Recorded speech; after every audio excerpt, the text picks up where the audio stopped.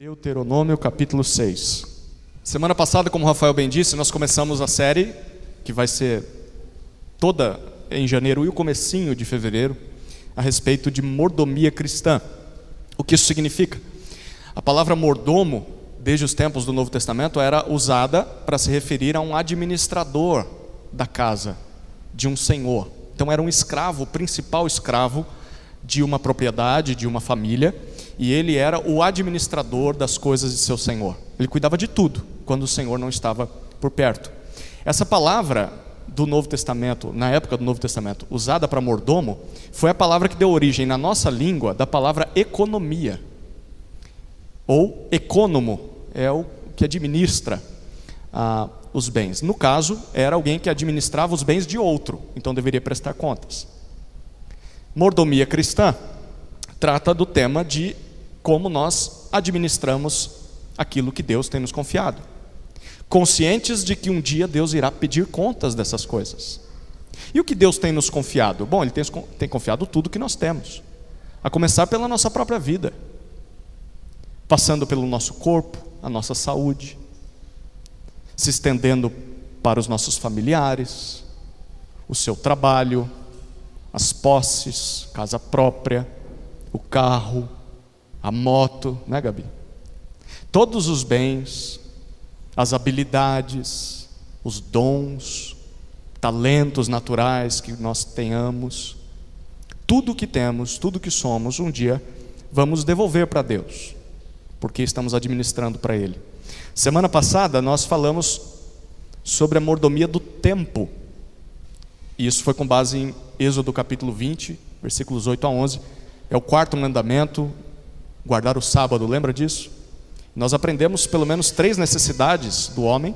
A primeira é que ele trabalhe. Deus sempre quis que o seu povo trabalhasse para conquistar o seu sustento em 6 dias. A segunda necessidade é que nós precisamos parar. Ninguém é de ferro, ninguém é máquina. Todos precisamos ter momentos de pausa para descansar, para apreciar o belo, para recobrar as energias. E em terceiro lugar, vimos que nós precisamos dedicar tempo a Deus. Não só apenas algumas horas num culto de domingo, mas momentos ao longo da semana, em especial o dia do Senhor, para refletirmos sobre o que Ele tem feito, sobre quem Ele é. É o nosso dízimo do tempo. Separar o melhor tempo para Deus, porque Ele merece. Hoje nós falaremos sobre a mordomia da família. Você já percebeu, a gente cantou sobre isso, a gente orou sobre isso. Deuteronômio capítulo 6 fala a respeito disso. A gente vai tentar responder, à medida que for estudando esse texto, algumas perguntinhas, né? Como que a gente deve administrar o nosso lar, pensando nas pessoas que vivem dentro dele? Como nós devemos conduzir os nossos relacionamentos dentro de casa? Quais as nossas principais responsabilidades como pais e como filhos, como esposa, como avós, como netos?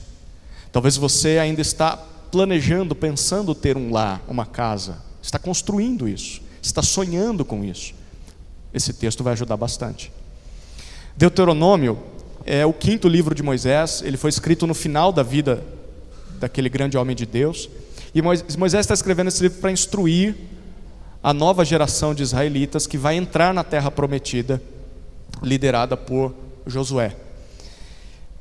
Essa geração que está recebendo o livro de Deuteronômio é filha daquela primeira geração que foi libertada do Egito, que recebeu de Deus no Monte Sinai os 10 mandamentos.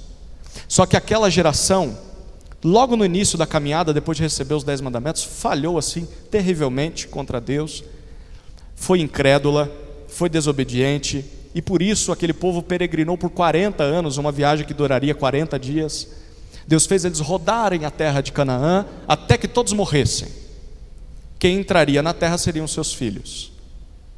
Então, o tempo chegou, restam apenas os filhos daquela primeira geração. Esses filhos já estão crescidos, já estão adultos, são 40 anos depois. Eles viram tudo isso, eles aprenderam bastante ao longo da jornada, e eles vão entrar na terra prometida. Mas Moisés, que está no final da vida, já idoso, na casa dos seus 120 anos, Moisés sabe que ele está para morrer e ele precisa alertar aquele povo.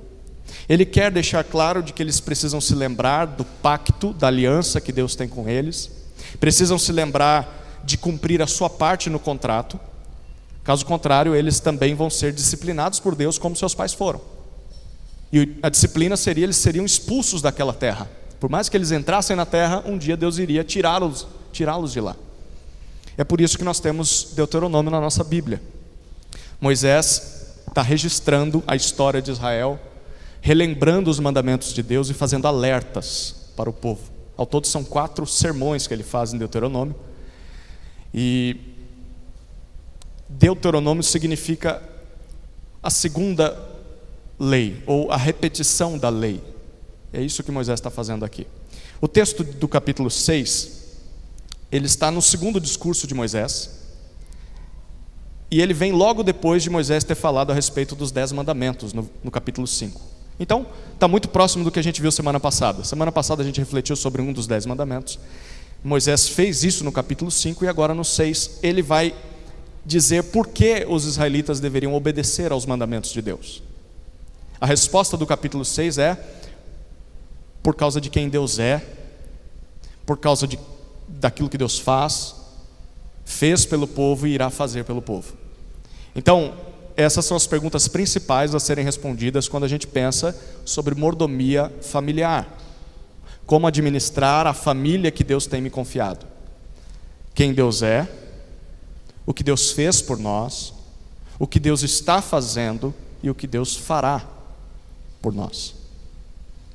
Se nós respondermos essas perguntas corretamente, e se vivermos de acordo com essas respostas, certamente nós vamos estar no caminho certo para sermos bons mordomos da família que Deus tem nos confiado. Então, o texto naturalmente se divide em 3 partes, e são basicamente 3 informações sobre quem Deus é e o que Ele faz. Então aqui serão os 3 pontos da mensagem. A primeira informação sobre Deus está nos versículos 1 a 9, é que o Senhor é o único Deus. O Senhor é o único Deus.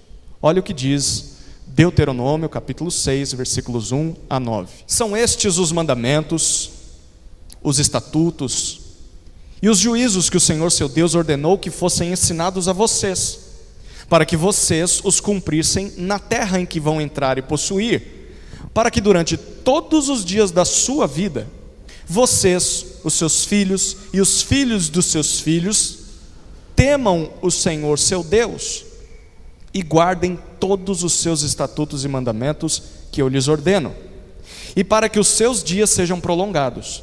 Portanto, escute, Israel, e tenha o cuidado de cumprir esses mandamentos, para que tudo lhes corra bem e vocês muito se multipliquem na terra que mana leite e mel, como o Senhor, o Deus dos seus pais, lhes prometeu. Escute, Israel, o Senhor, nosso Deus, é o único Senhor. Portanto, ame o Senhor seu Deus de todo o seu coração, de toda a sua alma e com toda a sua força. Estas palavras que hoje lhe ordeno estarão no seu coração. Você as inculcará a seus filhos, e delas falará quando estiver sentado em sua casa, andando pelo caminho, ao deitar-se e ao levantar-se. Também deve amarrá-las como sinal na sua mão, e elas lhe serão por frontal entre os olhos.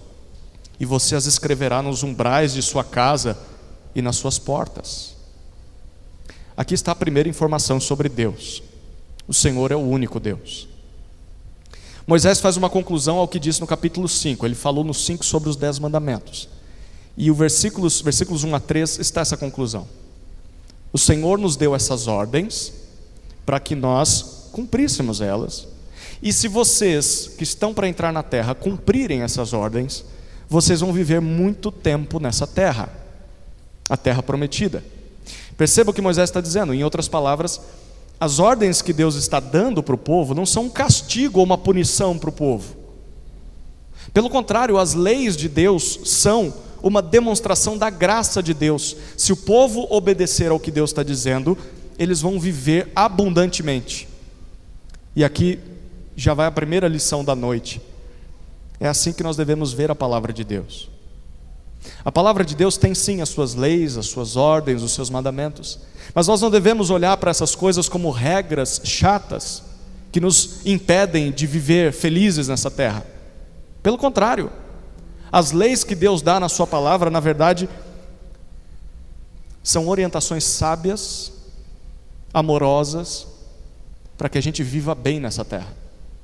Se a gente obedecer o que Deus diz, de fato, realmente seremos felizes. É só olhar para o mundo ao nosso redor. O mundo diz que para ser feliz você tem que tirar Deus da jogada. É só olhar ao redor, o mundo não está feliz. Feliz de verdade é quem se submete à palavra de Deus. Aqui está a verdadeira felicidade.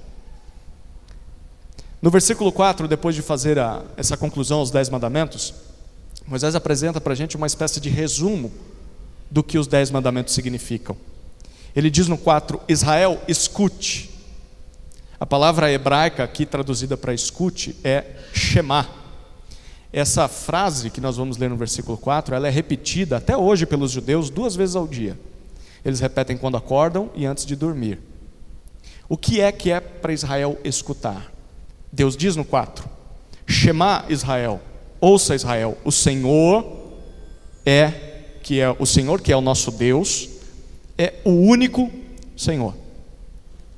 O Deus que nos escolheu para ser dele, o Deus que fez uma aliança, um pacto conosco, é o único, não tem outro como Deus. O que isso significa? Significa que não existem outros deuses. Mesmo que os outros povos, especialmente os povos de Canaã, onde eles entrariam, tivessem os seus deuses, esses deuses fossem objeto do seu culto, da sua fé, Deus está dizendo, eles são falsos, eles não são deuses, apenas eu sou Deus. Em Deuteronômio, Moisés já tinha dito isso para o povo. Volte algumas páginas da sua Bíblia, capítulo 4, versículo 28. Olha como Deus vê os ídolos, ou melhor, os deuses dos outros povos. Se prepare, porque o texto aqui é bem profundo e tenso. Capítulo 4, versículo 28. Lá vocês servirão a deuses, olha o que são esses deuses, que são obra de mãos humanas, madeira e pedra, que não veem, nem ouvem, nem comem, nem cheiram. O que são os deuses? Criação humana. No capítulo 32, no finalzinho desse livro, versículo 17, tem mais uma informação. Se isso já te deixou de cabelo em pé, agora é para cair o cabelo da cabeça. Capítulo 32, versículo 17. Olha o que Moisés fala sobre os deuses dos outros povos. 32, 17, perdão. 32 e 17. Ofereceram sacrifícios aos demônios, não a Deus. Sacrificaram a deuses que não conheceram. Novos deuses que vieram há pouco, diante dos quais os seus pais não tremeram. Olha o que Moisés está dizendo no livro de Deuteronômio, refletindo o que Deus está dizendo no versículo 4 do capítulo 6. Os deuses das outras nações, os deuses das outras religiões, são produto dos próprios seres humanos que os adoram.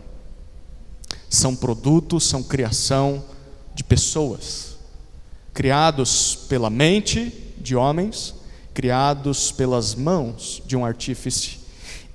E piora, os demônios se utilizam desses deuses criados por homens que nada são, eles não ouvem, eles não cheiram, eles não falam, eles não veem, eles são nada, mas os demônios se aproveitam disso. E através da adoração a esses deuses falsos, os demônios usam isso para manipular as pessoas, para cegar as pessoas, às vezes para fazer milagres, e as pessoas dizem, realmente eles existem? Não, não existem. São demônios por trás de tudo isso, para desviar as pessoas de Deus. Por mais duro que isso seja, é assim que o Deus Criador, que se revela na Bíblia, diz, é isso que ele diz a respeito de si mesmo e da realidade. Não existem outros deuses, só Ele é Deus, só Ele. Então, se você ouve, ou se você adora ou se você obedece a qualquer outro ser, ou qualquer outra criatura, ou qualquer outro grupo, seja um homem, você o venera como Deus. Seja um anjo, conheço uma pessoa que ama um livro escrito por anjos, diz ele, mas não ama a palavra de Deus. Talvez você venere algum livro, algum teólogo. Essa semana deu muita discussão na internet por causa de um livro de uma tal profetisa, e as pessoas a veneram mais do que a Bíblia. Talvez você cultua uma ideologia. Você está tão abraçado a uma ideologia filosófica ou política que você tornou isso o seu Deus. Talvez você cultua o dinheiro e tudo que você faz gira em torno de conquistar mais. Talvez você se dobra mesmo a um demônio e gosta disso. Tem gente dizendo que o demônio é bonzinho na internet, e tem gente que acredita. Talvez você cultua uma estátua, talvez você cultua um desejo no seu coração, você sempre sonhou aquilo, gosta muito disso e faz de tudo para satisfazer esse desejo. Talvez você cultua um estilo de vida e não abre mão disso. Se você ouve, adora, serve, obedece a qualquer ser que não seja o Deus que se revela na Bíblia, você é um idólatra. E você está no erro. Está exatamente onde o diabo quer que você esteja. Só Deus é Deus. Israel não deveria cometer esse erro. Volta lá para capítulo 6, versículo 5. Moisés, depois de dizer, só Deus é Deus, versículo 5, ele diz, portanto, se só o Senhor é o único Deus que existe, o que ele diz no versículo 5? Ame-o. Ame somente a Ele, com tudo o que você é, com todo o seu coração, com toda a sua alma, com toda a sua força. Percebeu a lógica que Moisés está colocando aqui? Se apenas o Senhor é Deus, que criou o homem, que se revelou ao homem, e somente esse Senhor é digno da nossa adoração, da nossa atenção, do nosso amor, porque Ele nos criou para Ele, então, dedicar as nossas vidas a outros deuses, deuses falsos, é uma incoerência, é uma injustiça. Essas coisas que criamos e adoramos, se não são Deus, elas não podem ocupar esse espaço na nossa vida. Só Deus merece isso. Perceba, Moisés disse nos versículos 1 a 3 para que o povo obedecesse ao Senhor. Até aqui tudo bem. Mas nos versículos 4 a 5, ele diz para que o povo ame ao Senhor também. Deus não é digno apenas da nossa obediência, e talvez tem gente que acha que Deus é como um carrasco lá em cima, que eu preciso apenas obedecer às suas ordens. Não, Deus é digno também do nosso amor. E conforme esse texto, amor verdadeiro não é algo que simplesmente surge no nosso coração, como se a gente tivesse que ficar esperando ter amor por Deus do nada. Amor verdadeiro não é sentimento, porque o texto está dando uma ordem. Amor é algo que se obedece. Amor é uma decisão. Amor é uma escolha. Portanto, se você está esperando o desejo de amar a Deus surgir dentro de você, para então você se dedicar mais ao Senhor, pode esquecer, você vai passar a vida esperando isso aí. Eu estou esperando sentir para me entregar mais. Nunca vai sentir. Seu coração é pecador. Você nunca vai sentir isso. Você deve escolher amar a Deus. É uma decisão da vontade, com tudo que você tem, com tudo que você é uma escolha que precisa ser tomada hoje, não amanhã, é hoje. Como que eu faço isso? Como que eu amo a Deus com tudo que eu tenho? A sequência do texto mostra. Moisés apresenta 3 maneiras. A primeira, no versículo 6, é guardando essas palavras no coração. É o que ele diz no versículo 6. Que palavras, Moisés? Que palavras que eu devo guardar no coração? Ele já falou. Ele falou sobre os mandamentos que Deus deu para que fossem obedecidos. Ele falou sobre a singularidade de Deus. Deus é o único. E ele falou sobre a reação que nós devemos ter a isso. Amor. Então, para amar a Deus com todo o nosso ser, nós devemos guardar aquilo que Ele diz dentro de nós. Nós devemos saber de cor. Nós devemos decorar o que Ele diz. Nós devemos praticar o que Ele diz. Devemos guardar o que Ele espera de nós dentro de nós, os seus mandamentos. Mas também devemos guardar a informação de quem Ele é, o seu caráter, os seus atributos. Você sabe quem Deus é? Se precisasse definir quem Deus é, você decorou isso, você conhece isso. Nós devemos também guardar dentro de nós como nós devemos reagir a Ele, em amor. Você deve amá-lo. Se nós não internalizamos a palavra de Deus, se ela não entra no nosso coração, significa que nós não o amamos tanto quanto nós gostaríamos, ou tanto quanto deveríamos. Precisamos conhecer a palavra de Deus, buscar mais a palavra de Deus, mas também colocar ela em prática dentro de nós, torná-la parte de nós. Essa é a primeira maneira de amar a Deus com tudo que temos, guardando as palavras dele no coração. Segunda maneira, versículo 7, inculcando essas palavras em seus filhos. Olha que interessante. Amar a Deus não significa apenas ter as palavras de Deus no nosso coração, implica também ensinar as palavras dele aos que estão ao nosso redor. Em especial, fazer isso àqueles pelos quais nós somos responsáveis, os nossos filhos. Israel amaria a Deus se inculcasse as palavras de Deus em seus filhos. A palavra aqui é muito sugestiva. Literalmente é como se você pegasse uma faca, abrisse a cabeça da criança, deixasse aberta de dois lados, o cérebro está ali, aí você coloca as palavras de Deus lá, fecha e costura. Nenhum pai faça isso, por favor, senão eu vou ser preso, você também. Não é isso literalmente o que deve ser feito, mas a imagem é bem sugestiva, não é? Colocar a palavra de Deus dentro da criança. Moisés, como se faz isso, Moisés? Ele explica no versículo 7, falando dessas palavras em casa, em momentos de lazer, conversa, quando você vai disciplinar o seu filho, se é que você disciplina, deveria, porque a palavra manda. Falar a palavra nesse momento. Falar a palavra também em instrução formal, filho, agora é sério, a gente precisa ler a palavra de Deus. Mas ele continua falando dessas palavras fora de casa. Ele diz, enquanto você está no caminho, quando você vai visitar alguém, nos relacionamentos que vocês têm, sendo um exemplo lá fora. Fale a palavra para o seu filho nesse momento, quando você vai no supermercado com ele. E fale em todo o tempo, ao deitar e ao se levantar. Uma boa métrica para a gente identificar se está amando a Deus sobre todas as coisas é descobrir se a palavra dele é falada em nossa família o tempo todo e de forma natural, espontânea. Se Deus é objeto do nosso amor, nós faremos muito bem em lembrar dele, em falar dele. Não é isso que a gente faz? O adolescente, quando está apaixonado, ai, como ele é lindo, como ela é linda, eu amo todo aquele atributo dela, pegou na minha mão, e fica falando o tempo todo, não é assim? Quando a gente ama Jesus, o que você acha que a gente deveria fazer? O tempo todo a gente vai falar dele. Se a gente ama a Deus, a gente vai falar de Deus o tempo todo. É isso que Moisés está dizendo aqui.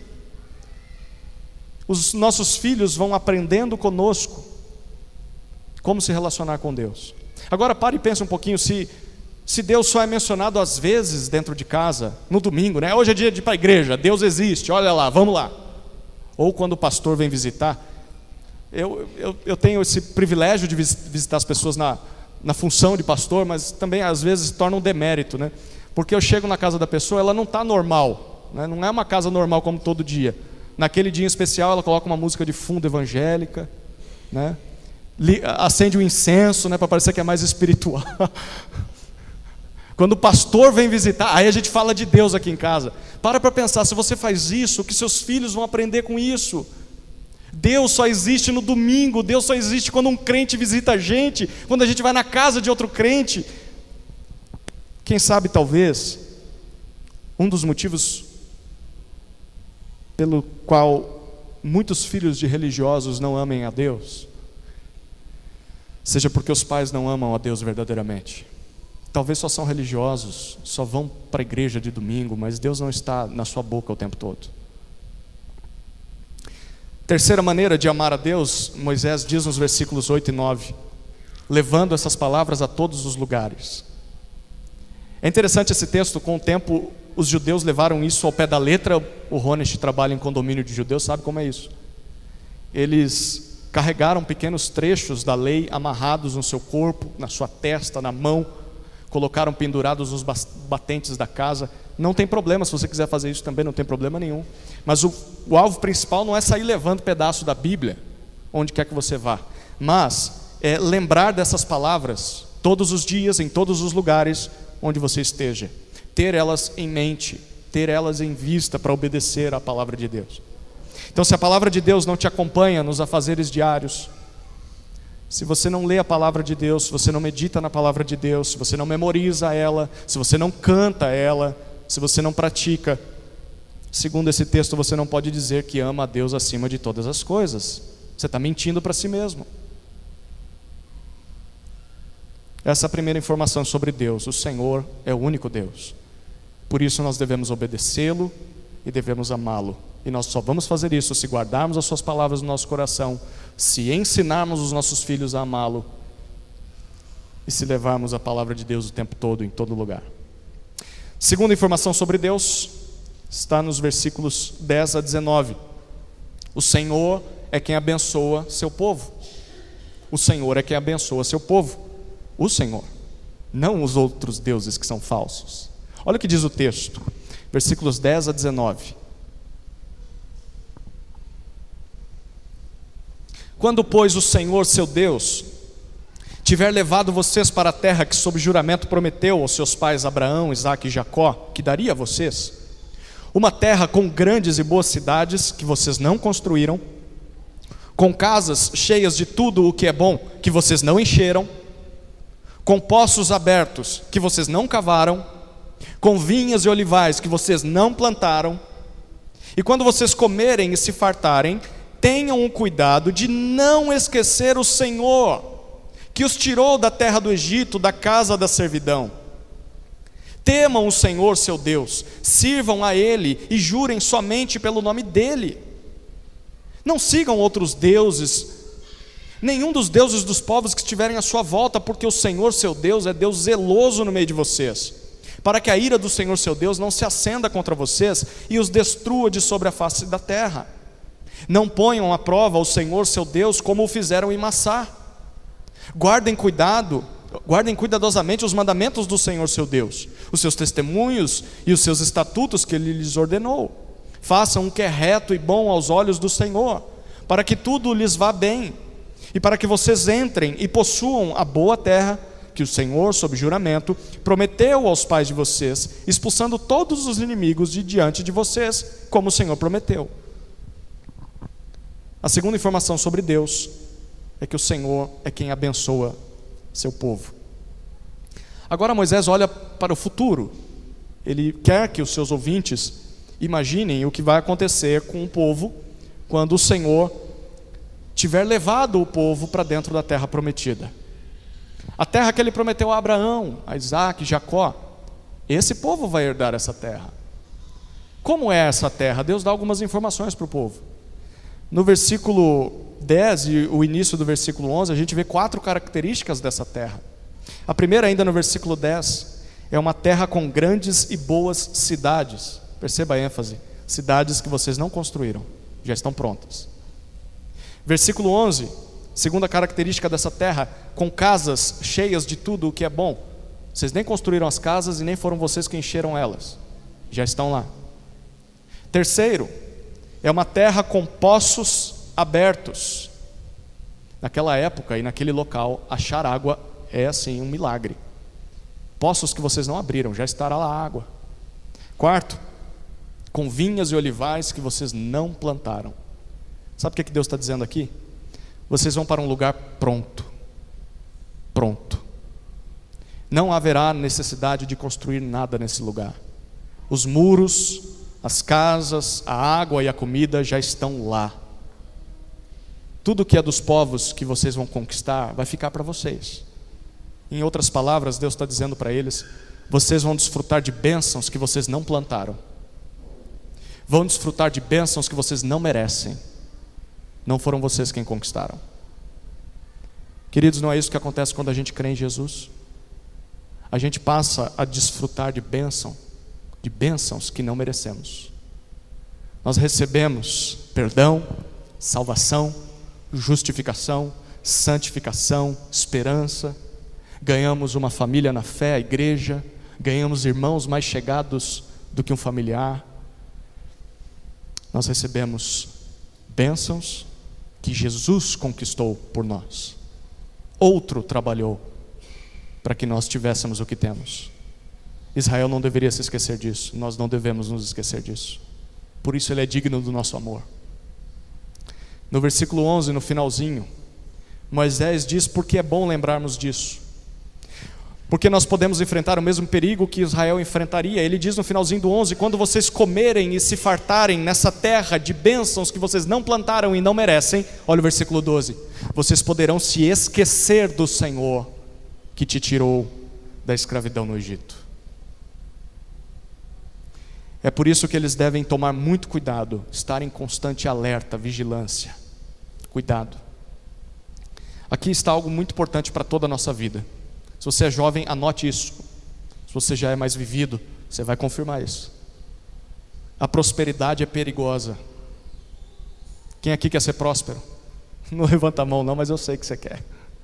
Ganhar um pouquinho mais. Ah, não queria. Fazer aquela reforma na tua casa. Mudar de carro, trocar de casa talvez. Quem nunca? Mas deixa eu dizer, a prosperidade é perigosa. É perigosa. Talvez até mais do que a adversidade. Eu explico. Em momentos de dificuldade, qual que é a nossa tendência? O que nós mais fazemos quando estamos em dificuldade, nós que tememos ao Senhor? Nós clamamos a Deus. Nós nos humilhamos. Nós buscamos ainda mais o Senhor. Estamos gritando por socorro. Queremos ser mais fiéis à sua palavra. Mas em momentos de fartura, momentos principalmente quando nós desfrutamos daquilo que não plantamos, daquilo que não merecemos, a nossa tendência ou tentação é nos afastarmos do Senhor. É deixar a nossa fé se esfriar, como se nós não mais precisássemos dele. Sabe quando você abre o aplicativo do banco e você vê o valor que está lá dentro?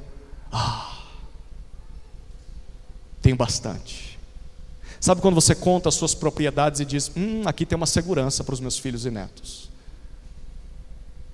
Sabe quando as coisas já não estão mais difíceis como estavam outrora?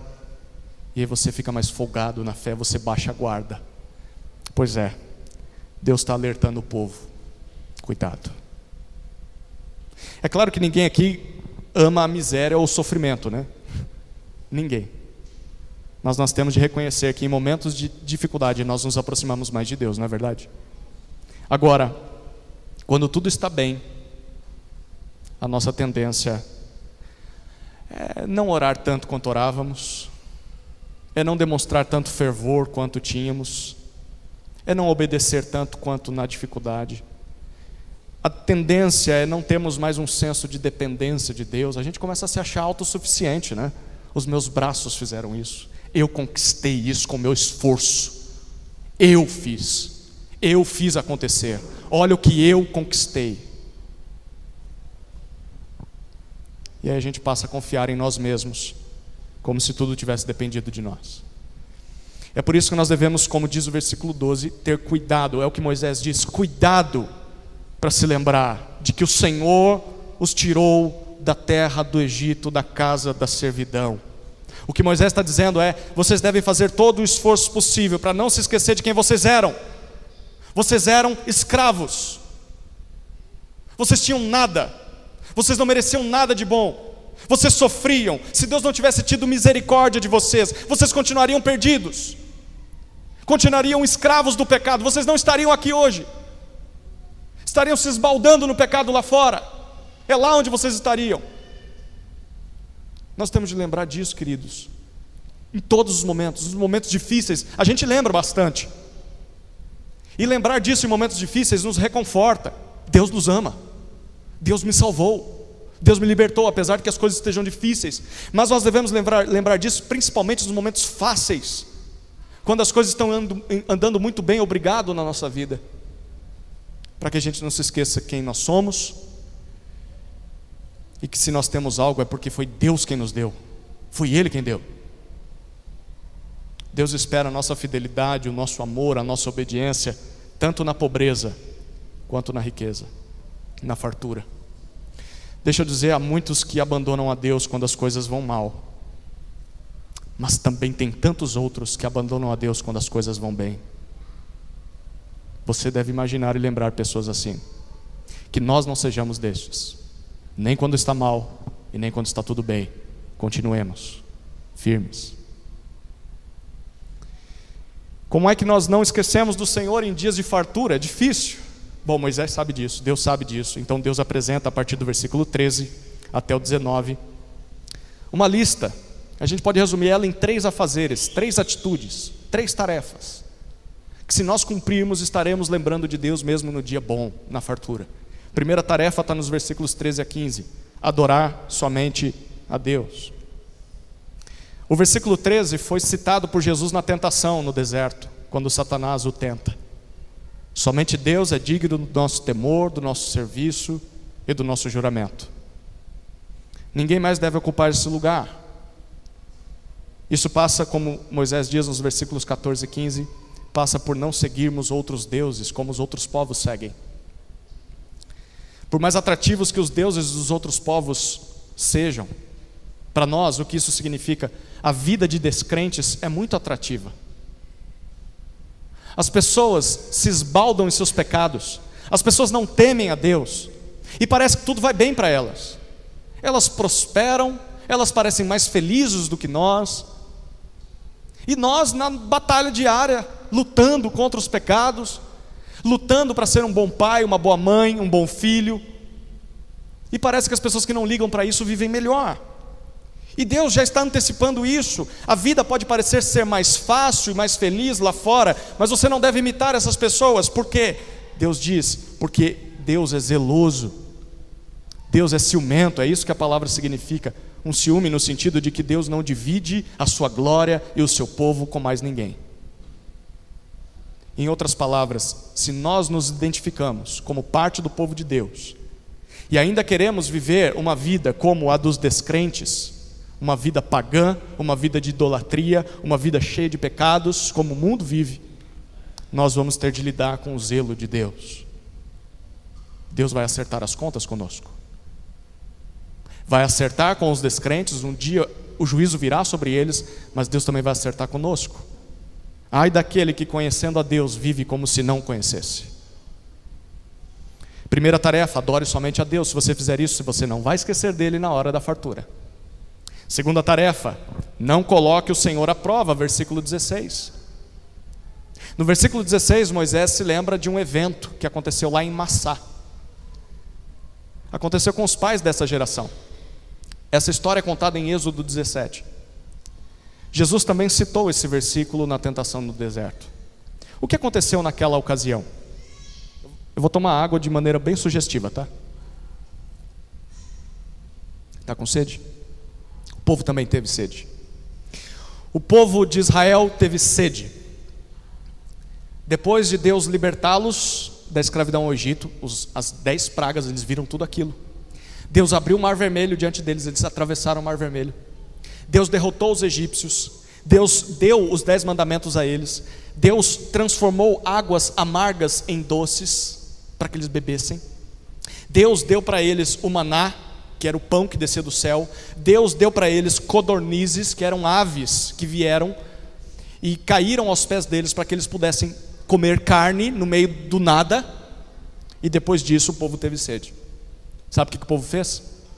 Murmurou, discutiu com Moisés e tentou ao Senhor. Sabe o que eles falaram? Êxodo 17, 7. Se o Senhor está no meio de nós ou não, Ele deve nos dar água. Ele está aqui ou não? Depois de tudo isso, eles ainda questionam se Deus está com eles. Deus fez com que Moisés batesse em uma rocha, da rocha verteu água para eles. Mas segundo o autor de Hebreus capítulo 3, o autor de Hebreus diz que foi por essa causa que aquela geração não entrou na terra prometida. Foi por causa de Êxodo 17, porque eles tentaram a Deus no deserto. Foi por causa disso que eles passaram 40 anos peregrinando naquele deserto até morrerem. Eles foram incrédulos.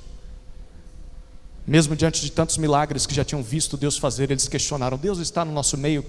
Acho que não. Queridos, diante de tantas bênçãos, tantos milagres que Deus já realizou em nossas vidas, se nós o colocarmos à prova, querendo ver sinais da presença dele em nosso meio, nós estaremos nos esquecendo quem Ele é. E em breve nós vamos nos afastar dEle. Terceira tarefa, para que não nos esqueçamos de Deus no dia da fartura. Versículos 17 a 19. Obedecer cuidadosamente os mandamentos do Senhor.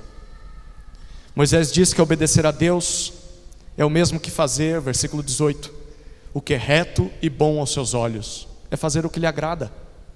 E se Israel fizesse isso, ele diz no final do 18 e no versículo 19, tudo daria certo para Israel. Eles entrariam na terra prometida, eles venceriam seus inimigos, como Deus tinha prometido.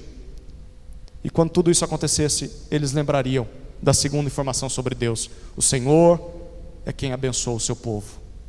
No dia da fartura, nós não podemos nos esquecer disso.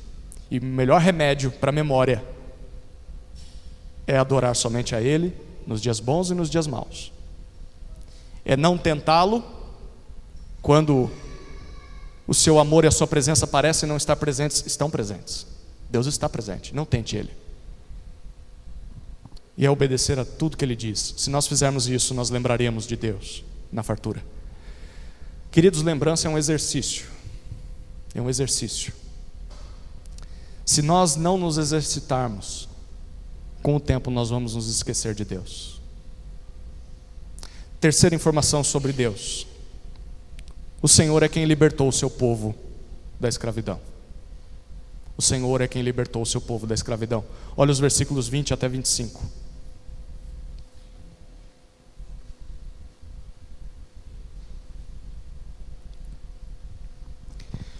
Quando no futuro os seus filhos perguntarem: o que significam os testemunhos, estatutos e juízos que o Senhor nosso Deus lhes ordenou? Vocês dirão a eles: nós éramos escravos de Faraó no Egito, mas o Senhor nos tirou de lá com mão poderosa.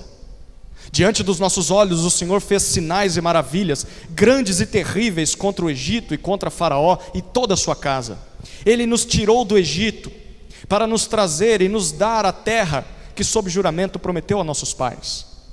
O Senhor nos ordenou que cumpríssemos todos estes estatutos e temêssemos o Senhor nosso Deus para o nosso perpétuo bem, para nos preservar a vida como tem feito até hoje. E será justiça para nós quando tivermos cuidado de cumprir todos estes mandamentos diante do Senhor nosso Deus, como Ele nos ordenou. Terceira informação sobre Deus é que o Senhor é quem libertou o seu povo da escravidão. Mais uma vez Moisés olha para o futuro, para uma época em que Israel já estiver na terra prometida, desfrutando das bênçãos imerecidas, obedecendo às leis de Deus, amando a Deus acima de todas as coisas, cumprindo o que nós vimos até agora. Nesse dia o que vai acontecer? Versículo 20. Os seus filhos vão perguntar: quando é que eu vou ganhar um PlayStation 4? É isso? Acordei você agora. Não. Os seus filhos vão perguntar: o que significam os testemunhos, os estatutos, os juízos que Deus deu para vocês? Perceba, a obediência daqueles pais será tão visível que os seus próprios filhos vão perceber que os pais obedecem, e os filhos vão questionar por que os pais fazem aquilo. É isso que significa amar a Deus na prática, dentro de casa. Seus entes queridos percebem que você ama e obedece ao Senhor.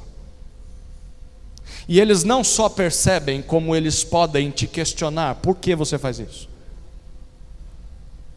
E isso é ainda mais real no relacionamento entre pais e filhos. Os filhos veem os pais o tempo todo e imitam os pais. Os gestos, o que os pais falam, como penteia o cabelo, como passa batom. Esse é o meu caso lá em casa, né? Porque só tem menina. Como faz a maquiagem, como responde às pessoas, como atende o telefone, como manuseia a Bíblia, ou não. Se os pais levam Deus a sério de verdade, é inevitável que os filhos não só percebam, mas os filhos questionem: papai, mamãe, o que isso significa? Agora o inverso também é verdade. Se os pais não amam a Deus tanto quanto deveriam, é provável que os filhos também ignorem a Deus. E é bem provável que os filhos nunca se interessem em perguntar por que os pais fazem o que fazem. Por quê? Porque a vida de papai e mamãe é igual à vida do vizinho.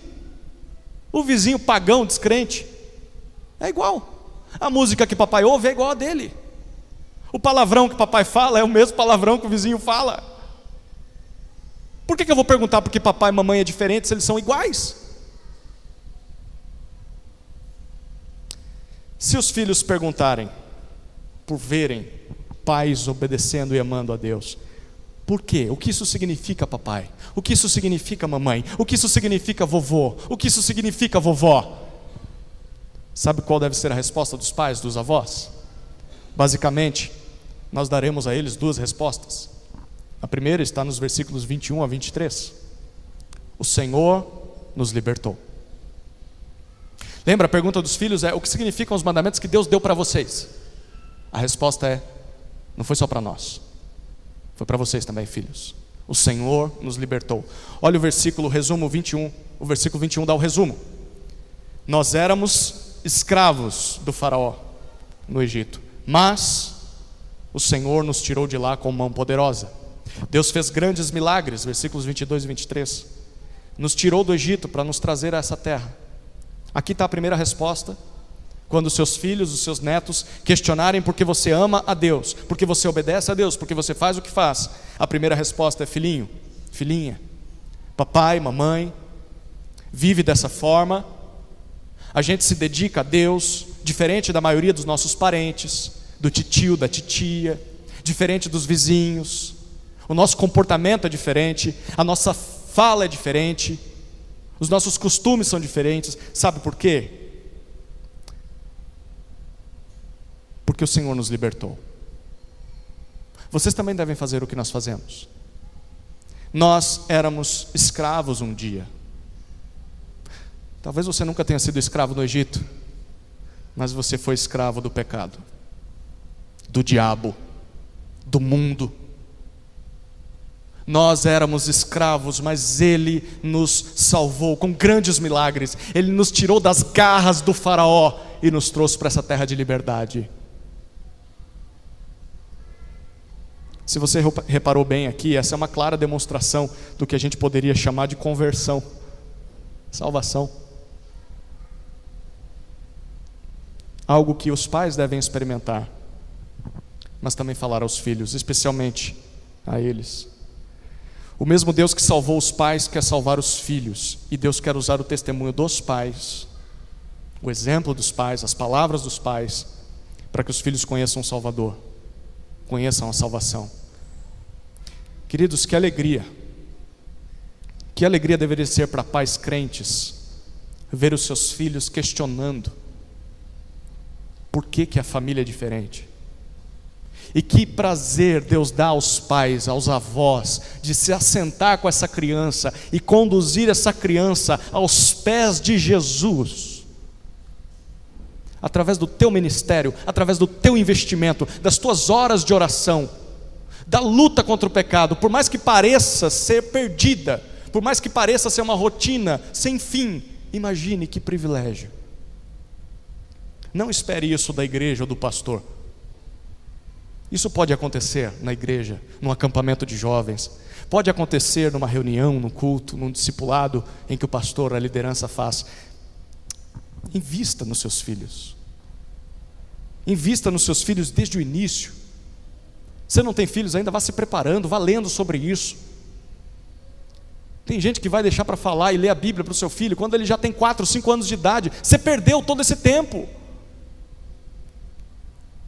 Não perca esse privilégio. Ame a Deus. Obedeça a Deus de tal forma que o seu filho perceba através da sua vida que o Senhor te libertou e que também pode libertá-lo. Mas tem um alerta aqui: deixe de amar a Deus, deixe de obedecer a Deus, e talvez o seu filho nunca se interesse por Deus, e vai continuar perdido como você está perdido também. Pais devem explicar aos seus filhos que a sua obediência a Deus é resultado da salvação que Deus lhes concedeu. Isso deve ser verdade também para os filhos. A segunda resposta que nós vamos dar para os nossos filhos quando eles perguntarem está no final do texto. Versículos 24 e 25. Primeiro, o Senhor nos salvou, nos libertou. Segundo, o Senhor nos ordenou que obedecêssemos. Depois de libertar o povo do Egito, o versículo 24 diz: Deus nos deu seus estatutos para que os cumpríssemos e o temêssemos. E tudo isso foi dado para o nosso perpétuo bem. Não só isso, versículo 25, obedecer a Deus é nossa justiça. Em outras palavras, obedecer a Deus nos ensina a viver corretamente nesse mundo. Aqui está a segunda resposta que pais devem dar aos seus filhos quando os filhos perguntarem por que a família é diferente. Se é que a família é diferente, por que vocês obedecem a Deus? Filho, papai e mamãe temem ao Senhor e buscam obedecer ao Senhor, porque é isso o que Ele ordenou que nós fizéssemos para o nosso próprio bem. Filhinho, filhinha, se nós obedecermos ao que Deus diz, nós vamos viver melhor nessa terra. Perceba, na resposta sugerida por Moisés, aqueles pais não só deveriam se lembrar da libertação, da salvação de Deus, mas da vontade de Deus para suas vidas. A obediência, a santificação.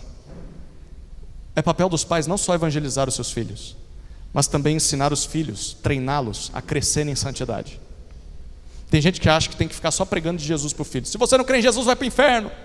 Crê em Jesus, crê em Jesus. E se o filho crê em Jesus, o que você faz agora? Agora eu nunca passei dessa parte. Tem que ensinar o filho a obedecer a Jesus depois que ele crê. Ensiná-lo os passos da santificação. Filho, é assim que ora. Filho, é assim que a gente lê a Bíblia. Filho, é assim que a gente lida com o dinheiro. É assim que a gente lida com o corpo, com a comida. Filho, é assim que a gente lida quando está insatisfeito. É assim que a gente lida com a decepção, com as emoções do nosso coração. É papel dos pais fazer isso. Como obedecer ao Senhor. Agora, se o pai não sabe, né? Fica difícil. O filho vai aprender como o pai faz. Pais que não levam a santificação a sério. Pais que não lutam contra os seus pecados. Pais, avós que não leem a Bíblia, que não oram, que não confessam seus pecados quando erram. Pais que não buscam ser como Jesus. Pais que não congregam regularmente. Pais que não servem outros crentes. Pais que não evangelizam. Não podem exigir que os seus filhos sejam santos. Porque os seus filhos estão vendo em você um exemplo a ser seguido. E se você não considera essas coisas importantes, por que você vai pedir para o teu filho? É a mesma coisa de um pai com a bituca de cigarro na boca, falando: não fume, filho, faz mal. Mas você fuma, pai. Não grite. E o pai está gritando. Tema a Deus. E como é que está a tua vida, pai? Não teme. Graças a Deus, apesar da falha de muitos dos nossos pais, ainda assim o Senhor nos alcançou. Mas a gente não pode se apoiar nisso, não. Deus pode sim, apesar das nossas falhas, alcançar os nossos filhos. Mas ainda temos a responsabilidade. Se conhecemos a Deus, devemos ser um exemplo de obediência para os nossos filhos e ensiná-los a obedecer a Deus. Essa é a terceira informação sobre Deus. O Senhor é quem libertou o seu povo. Essa mordomia da família passa por nós sabermos responder e ensinar aos nossos entes queridos, nossos filhos em especial, quem Deus é, o que Deus nos fez, o que Deus nos faz, o que Deus fará. Lembra das 3 informações? Primeira, o Senhor é o único Deus. Por isso nós devemos amá-lo, obedecer apenas a Ele. Segunda informação sobre Deus: o Senhor é quem abençoa o seu povo, e nós não podemos nos esquecer disso no momento de fartura. Terceiro, o Senhor é quem libertou o seu povo da escravidão, e os nossos filhos precisam ouvir isso constantemente. E por que nós faríamos isso? Por 3 motivos. Primeiro motivo, porque Israel falhou em cumprir o que nós acabamos de ler. De fato, na próxima geração, Moisés morre, Josué lidera o povo para entrar na terra. Enquanto Josué está vivo, o povo vai obedecendo a Deus. Josué morre, o povo descamba. O primeiro motivo para a gente cumprir esse texto é porque o próprio Israel não conseguiu cumprir. E eles acabaram sendo expulsos da terra prometida. Se eles falharam, depois de ver tanto milagre de Deus, o que dirá de nós? Segundo motivo do porquê esse texto é importante, é porque Jesus veio ao mundo e fez o que Israel e nem nós um dia conseguiríamos fazer.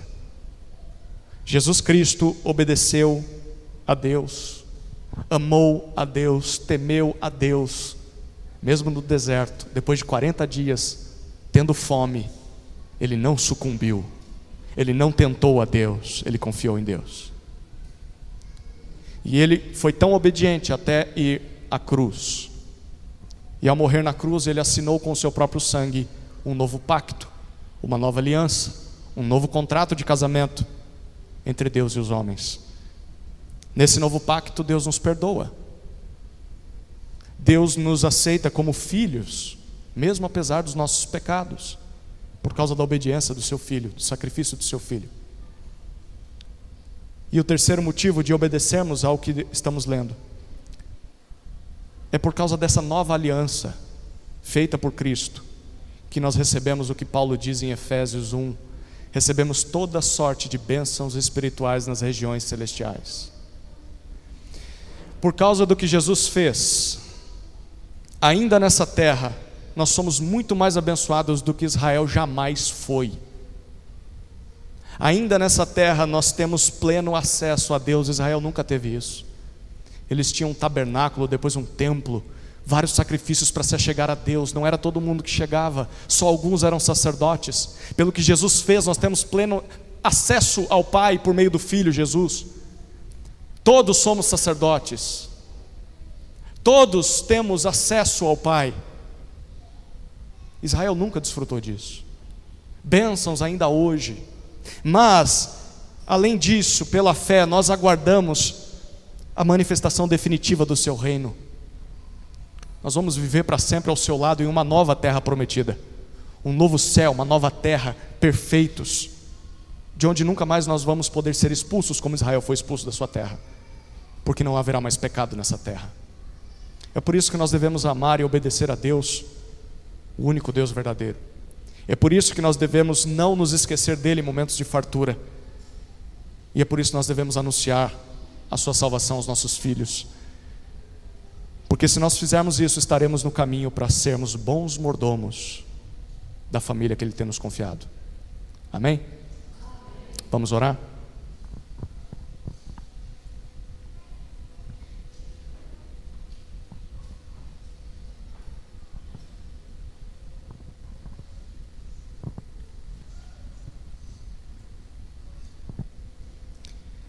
Querido Deus, obrigado pela tua palavra, que nos exorta, nos confronta,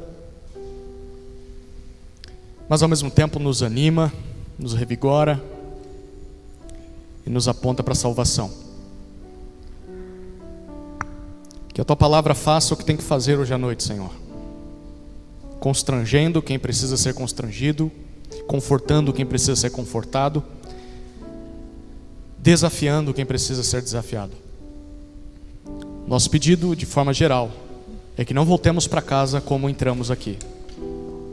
Voltemos com a consciência do que o Senhor espera de nós em casa. E na dependência do Senhor, façamos o que nos cabe. Porque um dia prestaremos contas a Ti sobre como temos administrado o nosso casamento,